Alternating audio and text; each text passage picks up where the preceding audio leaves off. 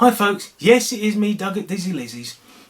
Sometimes when a pull cord breaks and you go to repair it, when you pull it out the spring looks like that. And you go, how the hell did it get like that? We've got to remember, you've just pulled it up, you've put a lot of energy into this spring, and then suddenly you've released it because the cord's broken. And that just spins around. What would normally stop it is the pull cord. But now the pull cord's not attached to it, so it carries on spinning.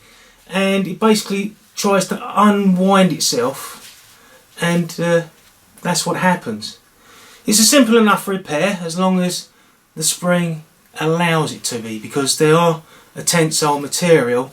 Sometimes you apply a bit of heat, get it to move over, and it'll work. Otherwise, throw it away, it's a new spring. Anyway, if you liked it, hit the like button and subscribe, much appreciated.